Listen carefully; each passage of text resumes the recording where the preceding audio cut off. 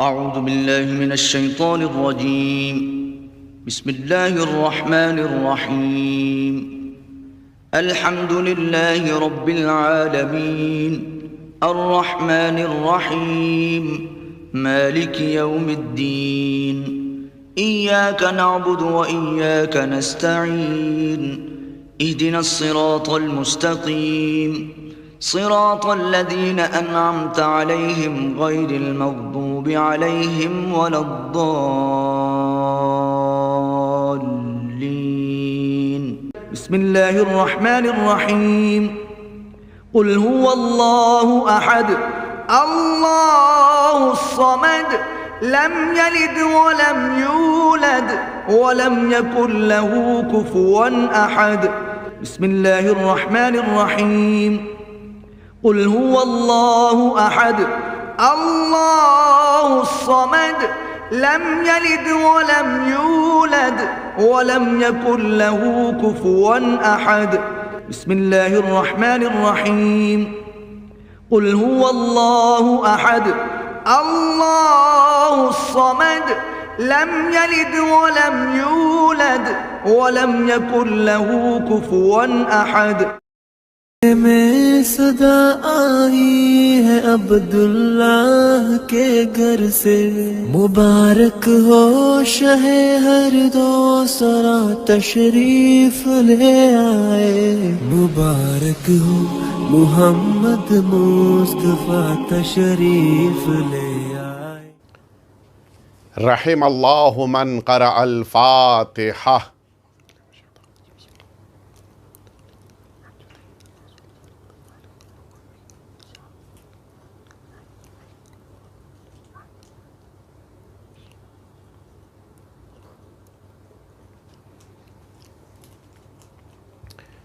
لا حول ولا قوة الا باللہ العلی العظیم۔ حسبنا اللہ ونعم الوکیل، نعم المولا ونعم النصیر۔ اعوذ باللہ من الشیطان الرجیم، بسم اللہ الرحمن الرحیم۔ الحمد للہ الذی لا یبلغ مدحتہ القائلون ولا يحصي نعماءه العادون ولا يؤدي حقه المجتهدون، ثم الصلاة والسلام والتحية والإكرام على سيد الأنبياء والمرسلين سيدنا ومولانا أبي القاسم محمد، اللهم صل صلی اللہ علیہ وعلی اہل بیتہ الاطیبین الانجبین الذین اذہب اللہ عنہم الرجس وطہرہم تطہیرا، اللہم صلی اللہ لا سیما الامام المبین بقیت اللہ فی الارضین واللعنة الدائمة الباقية على أعدائهم أجمعين، أما بعد، فقد قال الله الحكيم في كتابه المبين وهو أصدق الصادقين وقوله الحق. بسم الله الرحمن الرحيم. لو أنزلنا هذا القرآن على جبل لرأيته خاشعا متصدعا من خشیت اللہ، صلوات اللہم صلی اللہ علیہ۔ اذان محترم، بڑی ہی عظیم اور بڑی ہی بابرکت شب ہے۔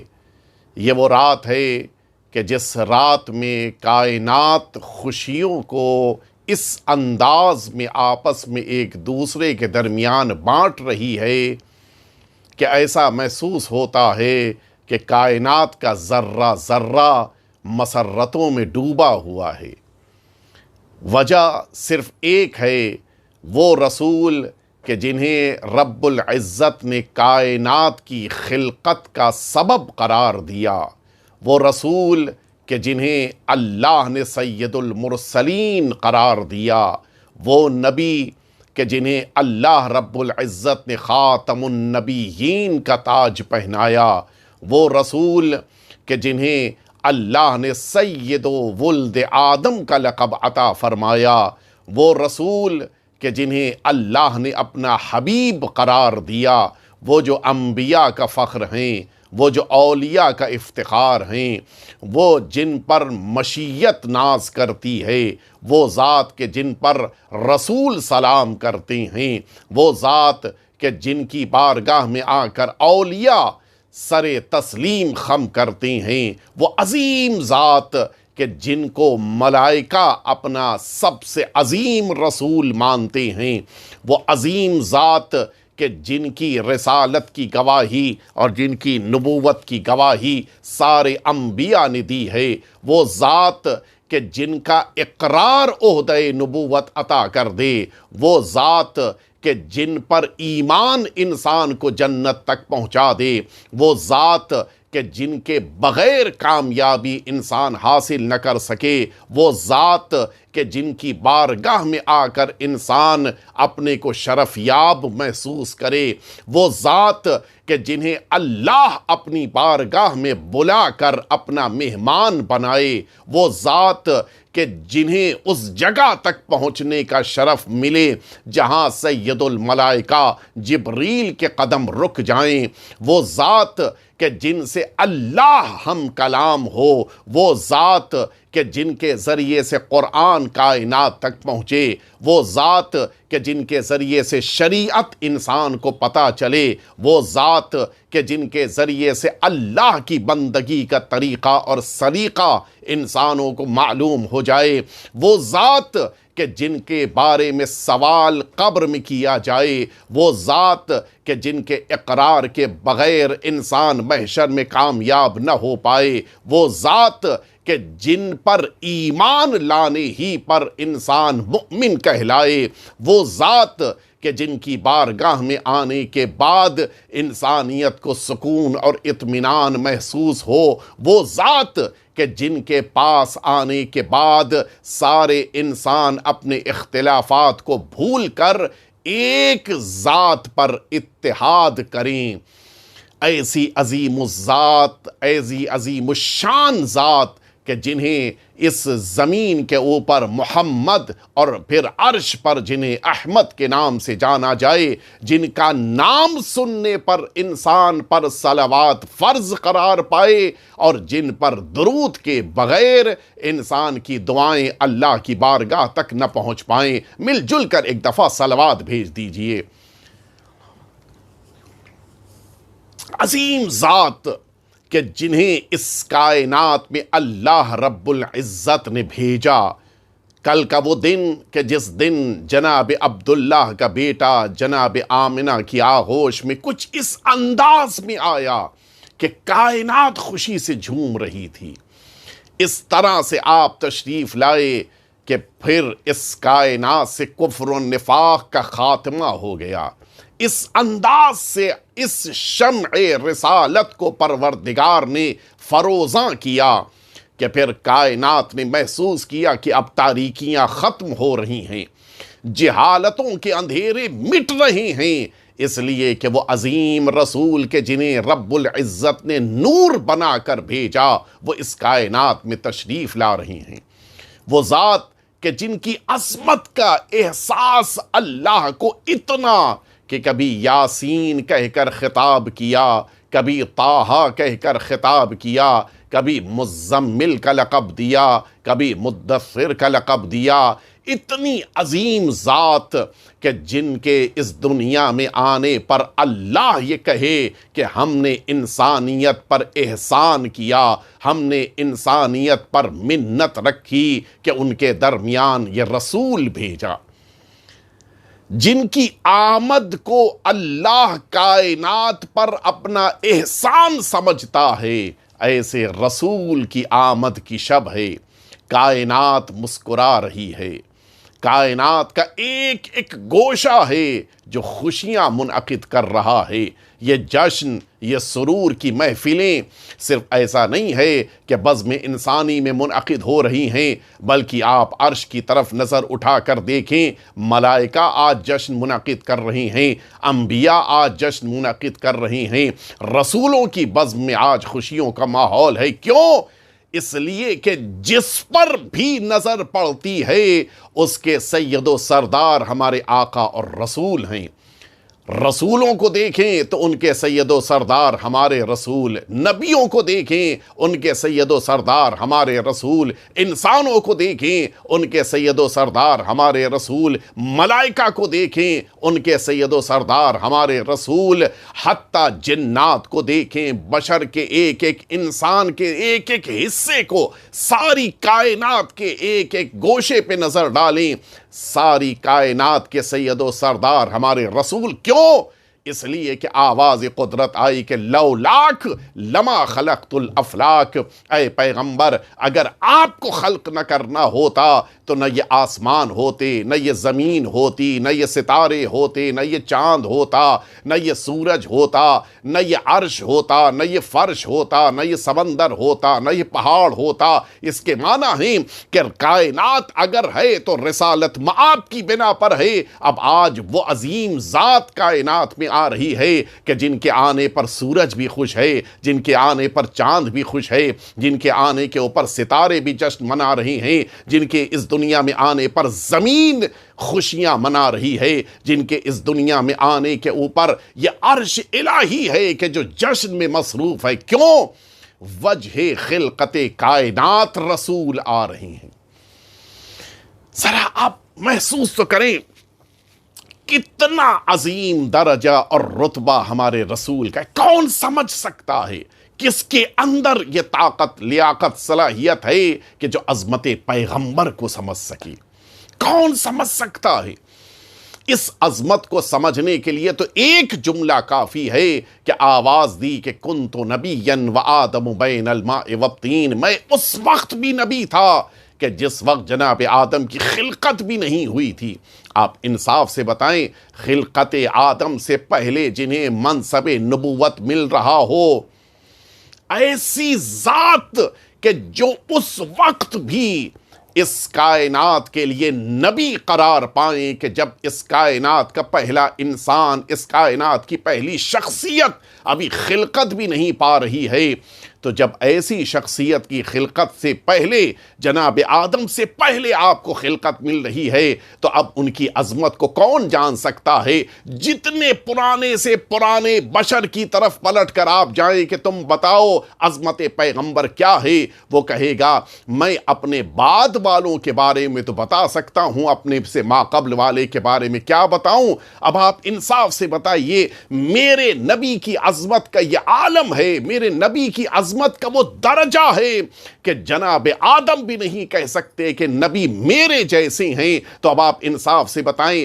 جب آدم میرے جیسے نبی نہیں کہہ سکتے تو یہ آدمی کیسے کہہ سکتا ہے کہ نبی میرے جیسے ہیں؟ ایک دفعہ مل جل کے صلوات بھیج دیں آپ۔ عظمت پیغمبر یہ ہے، کائنات کی اول مخلوق بعد پروردگار، اگر اس کائنات میں کوئی مخلوق ہے تو بھی نبی کریم ہیں۔ اول ما خلق اللہ نوری، سب سے پہلے پروردگار نے نور پیغمبر کو خلق فرمایا ہے، آپ سے پہلے کوئی شے نہیں ہے۔ اسی لیے جس موقع کے اوپر انسان یہ پوچھنے لگتا ہے کہ نبی کریم کب پیدا ہوئے، نبی کریم کب دنیا میں آئے، نبی کریم کو کب اللہ نے بشکل نور خلق فرمایا، انسان کے بس میں جواب دینا نہیں ہے۔ کیوں؟ اس لیے کہ وقت کا آغاز تب سے ہوتا ہے کہ جب کائنات میں وقت کو خلق کیا جاتا ہے۔ وقت کا انتظار یا وقت کے اوپر جو قدرت ہے وہ اس بنا پر ہے کہ وقت کا تعلق سورج سے ہے، سورج کی بنا پر یہ وقت مقرر کیا جاتا ہے۔ اب آپ انصاف سے بتائیے، انسانی اختیار میں وقت تب آتا ہے کہ جب سورج کو خلقت ملتی ہے۔ ہم نے سورج سے پوچھا کہ یہ بتاؤ خلقت پیغمبر کس زمانے میں ہوئی؟ یہ سورج پیچھے ہٹ گیا، سر جھکا چکا ہے، اپنے ہاتھوں کو نیچے بڑے ادب کے ساتھ رکھ کے وہ اعلان کر رہا ہے کہ میری خلقت تو خلقت پیغمبر کے بعد ہزاروں سال کے بعد ہوئی ہے۔ تو جب میں بعد پیغمبر اتنی مدت کے بعد پیدا ہوا تو پھر میں کیسے بتا سکتا ہوں کہ مجھ سے پہلے پیغمبر کی خلقت کب ہوئی ہے؟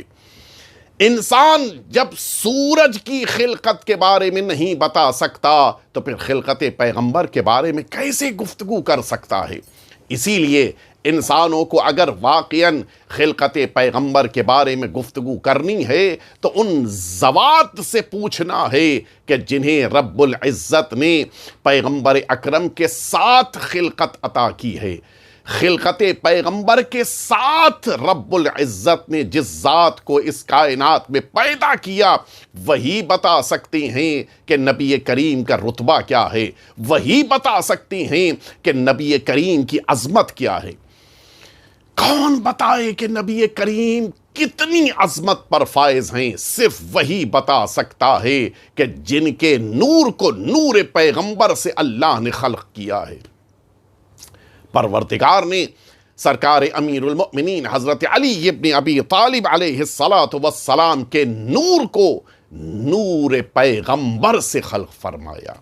اس بنا پہ نبی کریم کی جو معرفت سرکار امیر المؤمنین کے پاس ہے وہ دنیا میں کسی کے پاس کوئی نہیں جانتا کہ نبی کریم کا درجہ اور رتبہ کیا ہے، صرف سرکار امیر المؤمنین جانتے ہیں۔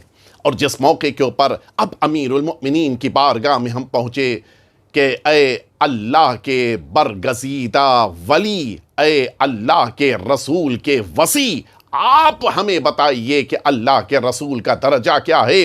آپ نے اعلان کیا وَمَأْخُوذًا عَلَى النَّبِيِّينَ مِيثَاقُهُ۔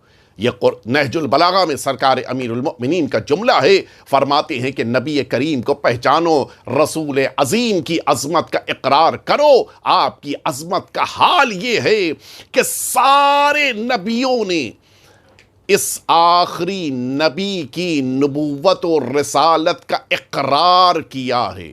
مأخوذاً علی النبیین میثاقہ، اللہ رب العزت نے سارے نبیوں سے وعدہ لیا ہے، سارے نبیوں سے میثاق لی ہے، سارے نبیوں سے عہد لیا ہے کہ میرے رسول کا اقرار کرو۔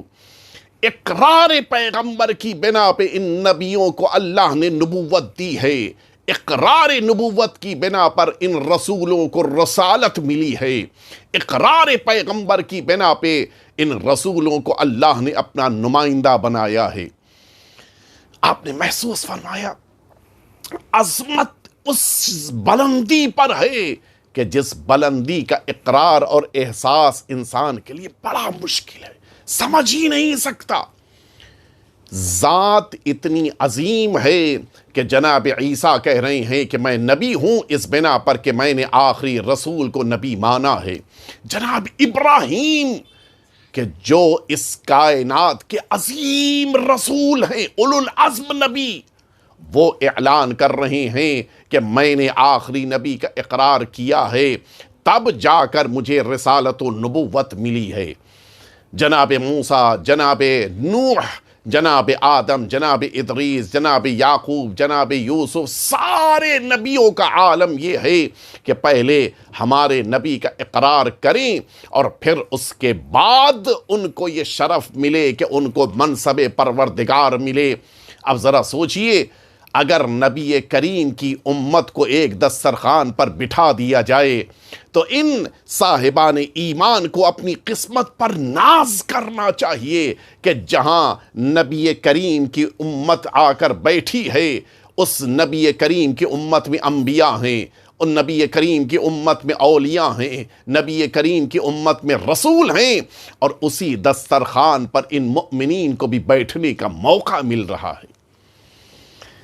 نبی کریم کا اقرار انسان کو اتنی بلندی عطا کر دیتا ہے کہ نبیوں اور رسولوں کے ساتھ بیٹھنے کا موقع مل جاتا ہے۔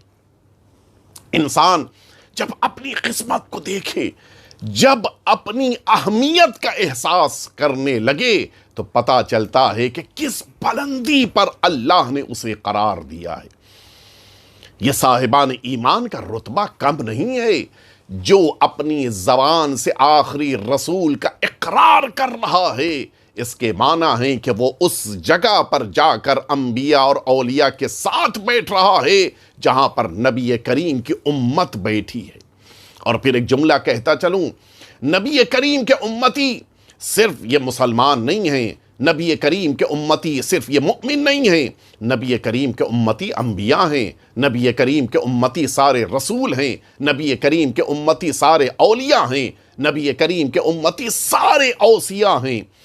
اتنی عظمتوں پر فائز رسول اگر کسی میدان میں مجمع کے درمیان یہ اعلان کرے کہ میں جس کا مولا ہوں اس کے علی مولا ہیں، تو پھر یہ نہ کہنا کہ 1.25 لاکھ مجمع کے درمیان یہ اعلان کرنے کے معنی ہے کہ 1.25 لاکھ مجمع ہی ہے کہ جو نبی کریم کو نبی مانتا ہے، نہیں، بلکہ نبی کریم کی نبوت اور رسالت کا اقرار سارے انبیاء کر رہے ہیں، سارے اولیاء سارے اوصیاء کر رہے ہیں، اور ان سب کے اقرار کے بعد انہیں یہ منصب مل رہا ہے، اور اب نبی کریم یہ کہہ رہے ہیں کہ جس کا میں مولا ہوں اس کے یہ علی مولا ہیں، یعنی رسالت مآب اعلان کر رہے ہیں، آج تک آدم کا میں مولا تھا، آج کے بعد علی مولا ہے، آج تک نوح کا میں مولا تھا، آج سے علی مولا ہے، آج تک ابراہیم کا میں مولا تھا، آج سے علی مولا ہے، آج تک عیسیٰ کا میں مولا تھا، آج سے علی مولا ہے، آج تک یعقوب کا میں مولا تھا، آج سے علی مولا ہے، آج تک یوسف کا میں مولا تھا، آج سے علی مولا ہے، آج تک ادریس کا میں مولا تھا، آج سے علی مولا ہے، یعنی آج تک انبیاء کا میں مولا تھا، آج کے بعد سے سارے انبیاء کے مولا علی ابن ابی طالب ہیں۔ ایک دفعہ مل جل کے صلوات بھیج دیں آپ۔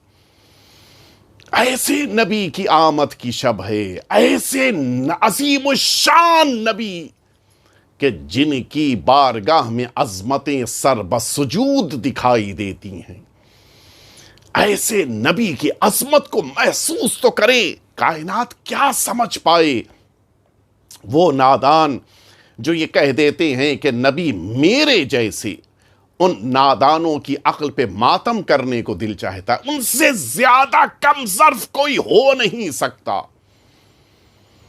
اس لیے کہ انہوں نے پہچانا ہی نہیں کہ نبی کون ہے۔ نبی کی عظمت کو تو پہچانے۔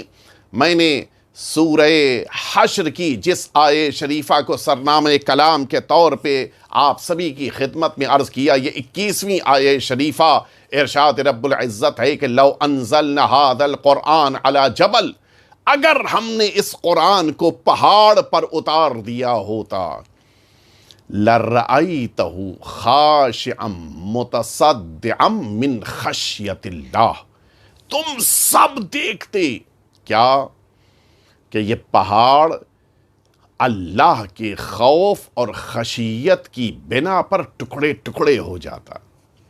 محسوس فرمایا، یہ پہاڑ جو سب سے زیادہ مضبوط ہے، اس پہاڑ کے اندر یہ طاقت اور توانائی نہیں ہے کہ اس قرآن مجید کے وزن کو اٹھا سکے۔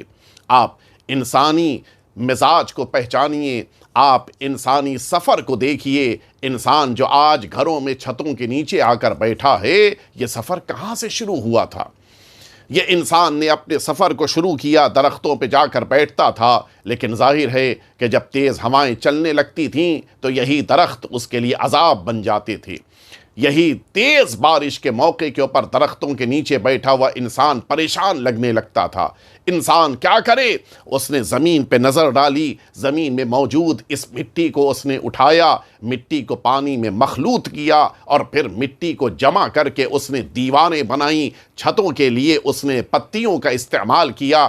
لیکن ظاہر ہے یہ جو مٹی کے ذریعے سے بنائی ہوئے گھر کی دیواریں تھیں اور یہ پتیوں کے ذریعے سے سایہ کیا گیا تھا، یہ کتنے دن اس کا ساتھ دیتا؟ تیز بارش میں دیواریں بیٹھ گئیں، تیز ہواؤں میں پتیاں اڑ گئیں، نتیجے میں گھر ختم ہو گیا۔ کیا کرے انسان؟ اس انسان نے اب اس مٹی کو ایک جگہ جمع کیا، اس مٹی کو پانی کے ذریعے سے جمایا، اور پھر اس کو آگ میں پکا کر اس نے اس کو اتنا پختہ کیا کہ وہ اینٹ بن گئی۔ اب اسی اینٹ کے ذریعے سے اس نے اپنی دیواروں کو تعمیر کیا۔ ابھی تک پتیوں کے ذریعے سے چھت تعمیر ہوتی تھی، اب انہی اینٹوں کا استعمال کر کے اس نے چھت کا بھی تیار کرنے کا ایک ذریعہ تلاش کر لیا، اور اب اس اینٹ کے گھر میں اس نے رہنا شروع کیا۔ تیز بارش ہوئی، گھر نے اس کو بچا لیا، آندھیاں چنی، اس گھر میں وہ محفوظ بیٹھا رہا۔ لیکن کب تک؟ ایک دن اچانک اس زمین نے اب جو کروٹ لی، اس زمین پہ جو زلزلہ آیا، ارتھ کویک، اب نتیجہ یہ ہوا کہ یہی گھر اس کی قبر بن گیا۔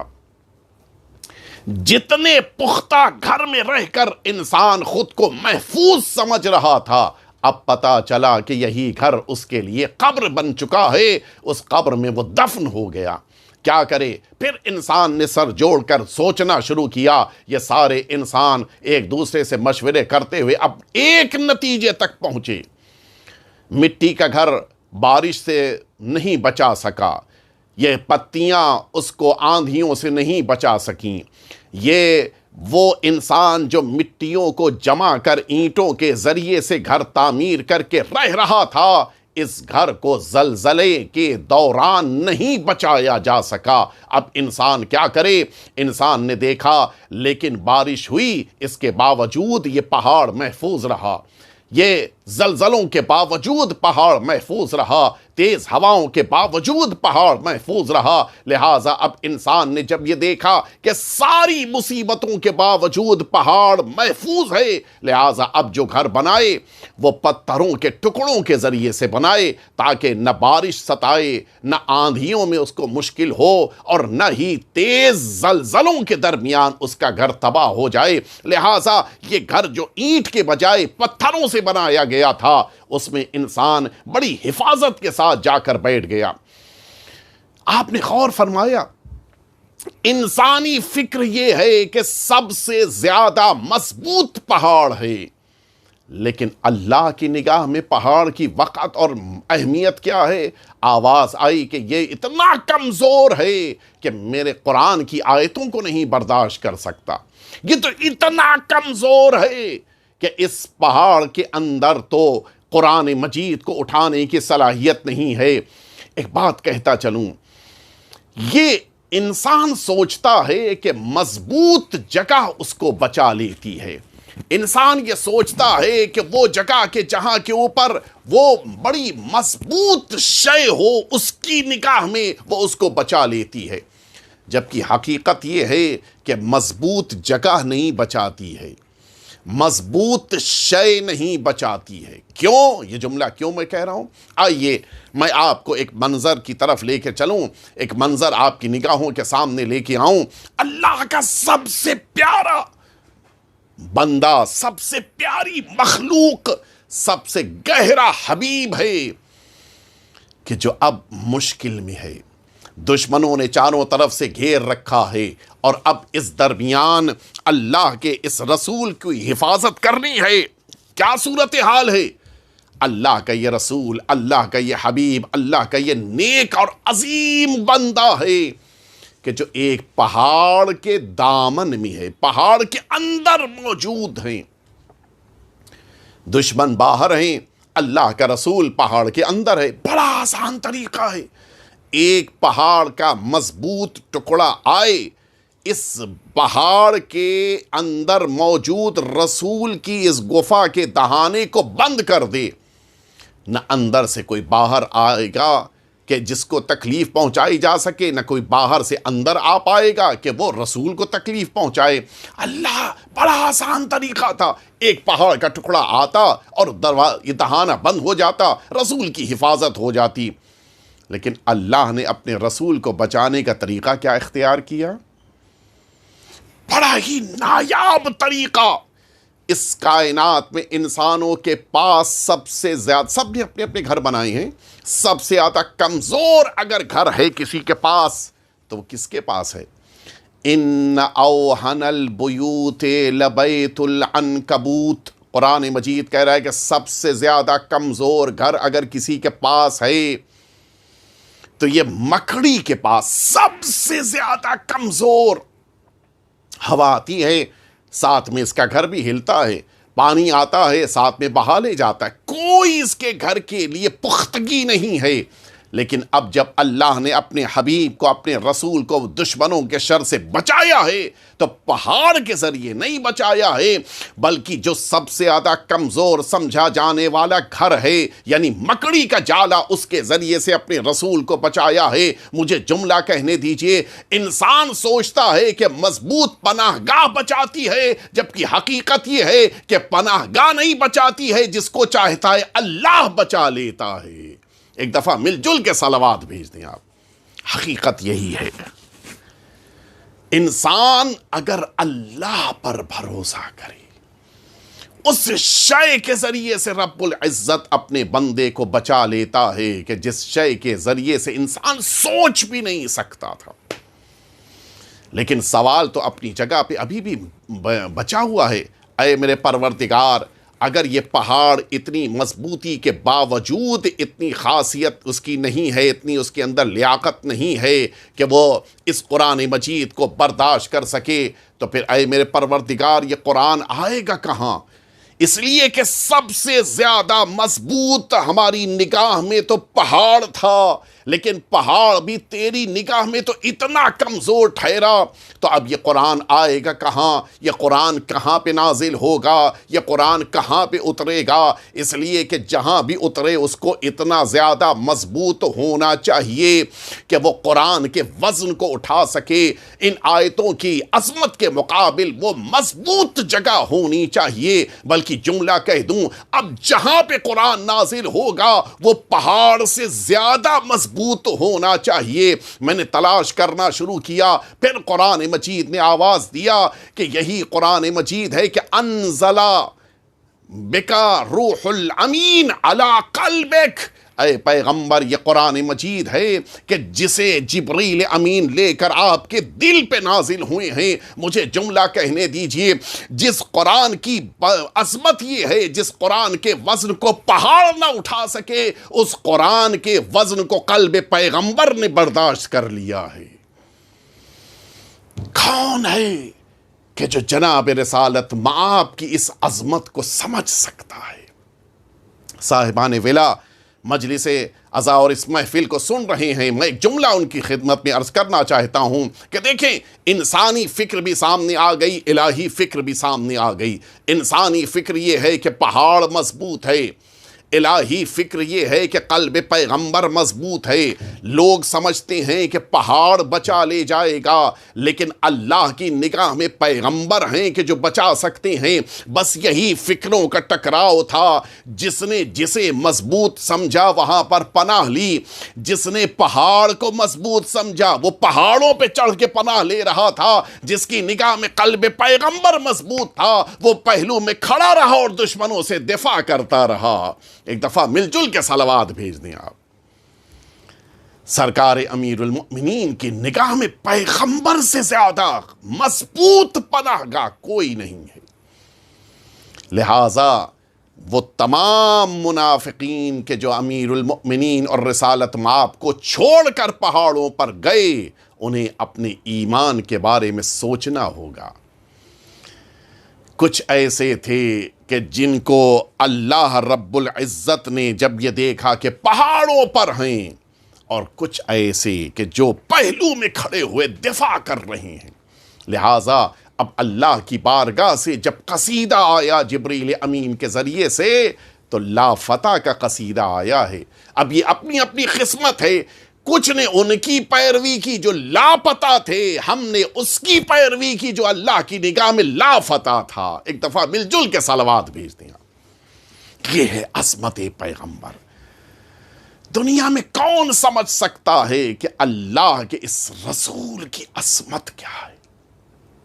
یہ کائنات رسالت مآب کی بنا پہ خلقت پا رہی ہے، لہٰذا اس کائنات کے ذرے ذرے کو رسالت مآب کی بارگاہ میں خاشع اور خاضع ہونا چاہیے۔ اور یہی وجہ ہے جس کی نگاہ میں جتنا زیادہ پیغمبر اکرم کی عظمت کا احساس ہے، اتنا ہی زیادہ انسان اپنی زندگیوں کو کامیاب بنا رہا ہے۔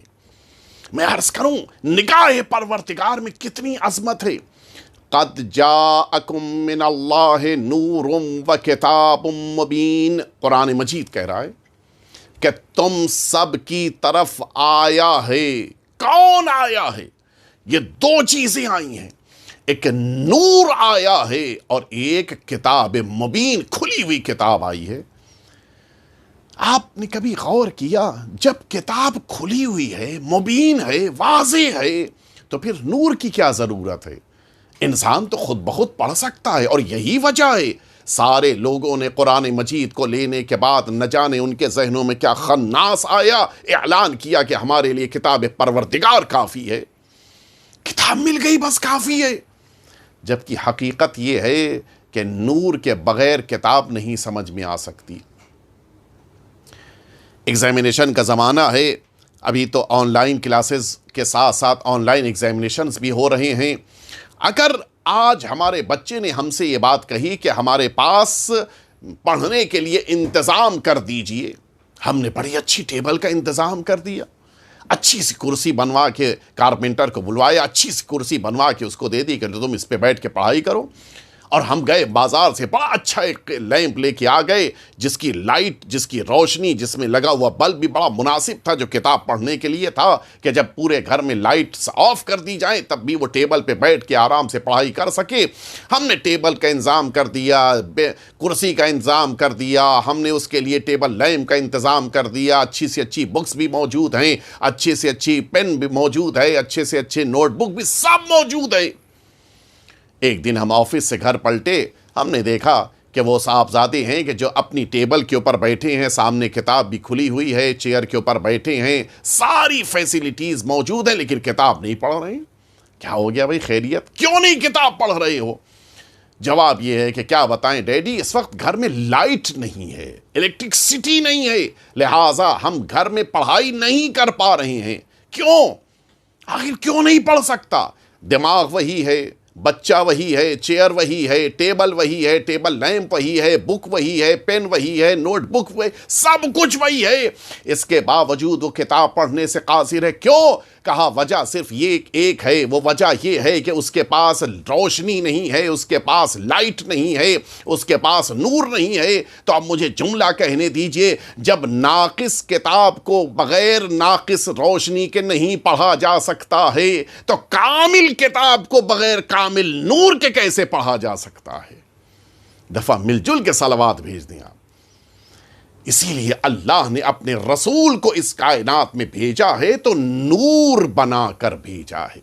اور انتظام دیکھیے آپ، قد جاءکم من اللہ نور و کتاب مبین، پہلے نور ہے پھر کتاب ہے۔ یہ نہیں ہو سکتا کہ نور کے آنے سے پہلے کتاب آ جائے، یعنی نظام پروردگار میں نور کا ہونا کتاب کے لیے اتنا ضروری ہے کہ کتاب سے پہلے نور کو بھیج دیا جائے، کہ کہیں ایسا نہ ہو کہ کتاب تو ہو لیکن نور نہ ہو۔ تو پھر نظام پروردگار میں یہ کیسے ممکن ہے کہ نور آئے پھر کتاب آئے، لیکن کچھ دنوں کے بعد نور تو چلا جائے لیکن کتاب رہ جائے؟ اے میرے پروردگار، اس کتاب کو بغیر نور کے کیسے پڑھا جائے گا؟ آواز قدرت آئے گی کہ تم پہچانو تو، نازل ایک نور پر قرآن کروں گا لیکن محافظت کے لیے 14 نور اس کائنات میں قائم کروں گا۔ ایک دفعہ اور مل جل کے صلوات بھیج دیں آپ۔ ایک محمد جائے گا، دوسرا محمد آئے گا، ایک نور جائے گا، دوسرا نور آئے گا، دوسرا نور جائے گا، تیسرا نور آئے گا، یہاں تک کہ جب تک روئے زمین پہ کتاب پروردگار ہے تب تک نور پروردگار بھی محفوظ رہے گا، تاکہ یہ شکوہ نہ ہو کہ ہمارے پاس کتاب تو ہے لیکن اس کتاب کو پڑھنے کے لیے، اس کتاب کو سمجھنے کے لیے ہمارے پاس نور نہیں ہے۔ یہ شکوہ کوئی بشر نہ کرے۔ لہٰذا پروردگار کا انتظام یہ ہے کہ اس کائنات میں رب العزت نے نور کو ہمیشہ کتاب کے ساتھ رکھا ہے۔ وہ نبی کہ جنہیں رسول اللہ کہا گیا، وہ نبی کہ جنہیں دشمنوں نے صادق اور امین کہا ہے، اور ان دونوں کلمات کو رسول اللہ نے 2 موقعوں پر استعمال فرمایا۔ جس موقع کے اوپر رسالت مآب پہلی تبلیغ کے لیے سارے مکے والوں کو لے کے اس فاران کی چوٹی کے اوپر بلندی کے اوپر پہنچے ہیں، سارا مکہ ہے، سارے مکے کے لوگ ہیں، ان کے درمیان کہنا شروع کیا کہ اگر میں یہ کہوں کہ اس پہاڑ کے پیچھے ایک دشمن کا لشکر ہے جو تم پہ حملے کرنا چاہتا ہے، آیا تم سب میری بات کو قبول کرو گے یا نہیں قبول کرو گے؟ سارے مکے کے رہنے والوں نے ایک زبان ہو کر آواز دی کہ اے عبداللہ کے بیٹے، آپ کو ہم نے آج تک صادق پایا ہے، آپ جو کہہ دیں، آپ کی کہی ہوئی بات ہم سب قبول کریں گے، آپ جھوٹ بول ہی نہیں سکتے۔ صداقت کا کلمہ پڑھوایا، اور جب سب نے صداقت کا کلمہ پڑھ لیا تو اب یہ اعلان کیا کہ وہ دشمن کا لشکر شیطان کا ہے جو تم سب پہ حملہ آور ہونا چاہتا ہے، اگر بچنا چاہتے ہو تو توحید پروردگار کو مان لو۔ اعلان توحید سے پہلے اپنی صداقت کا کلمہ پڑھوایا۔ یہ الگ بات ہے کہ لوگ یہ کہتے ہوئے کہ سچا مانیں گے لیکن آپ کی اس بات کو نہیں مانیں گے، پہاڑ سے اتر آئے۔ یہ پہلی تبلیغ تھی۔ آخری تبلیغ 1.25 لاکھ کا مجمع ہے، مجمع کے درمیان اعلان کر رہے ہیں کہ بتاؤ میں نے نماز کا پیغام پہنچایا یا نہیں پہنچایا؟ سارے مجمع نے کہا بلا یا رسول اللہ، آپ نے پوری امانت داری سے پیغام پہنچایا۔ میں نے روزے کا پیغام کہا، وہ بھی امانت داری سے پہنچایا۔ میں نے حج کا پیغام کہا، وہ بھی امانت داری سے۔ سارے پیغام کے بارے میں پوچھتے گئے اور مجمع بلا کہہ کر یہ اعلان کرتا رہا کہ آپ نے سارے پیغاموں کو امانت داری کے ساتھ پہنچایا ہے۔ اور اب جب امانت داری کی گواہی مکمل طور کے اوپر اس امت سے رسول اللہ نے لے لی تو اب رسالت مآب نے اعلان فرمایا کہ من کنت مولا ہو فہذا علی مولا، یعنی اس کے معنی ہیں کہ جب ولایت کا اعلان کرنا ہوا تو امانت داری کی گواہی لی ہے۔ بس مجھے جملہ کہنے دیجئے، حضور اکرم نے دو اپنی صفتوں امانت داری اور صداقت کو الگ الگ موقعوں کے اوپر امت سے گواہی لے کر پیغام کی شکل میں پہنچا دیا۔ صداقت کی گواہی لے کے توحید کا پیغام پہنچایا، امانت داری کی گواہی لے کر ولایت کا پیغام پہنچایا۔ شاید اس امت کو یہی پیغام دینا چاہ رہے ہیں کہ دیکھو زیادہ پریشان نہ ہونا، توحید کو ماننے والے کم ہو تو پریشان نہ ہونا، فکر مند نہ ہونا، ولایت کا انکار کرنے والے روئے زمین پہ ہوں تو زیادہ پریشان نہ ہونا۔ کیوں؟ کہا وجہ صرف ایک ہے، جہاں صداقت ہوتی ہے وہیں پر توحید کا اقرار ہوتا ہے، جہاں پر امانت داری ہوتی ہے وہیں پر ولایت کا اقرار ہوتا ہے۔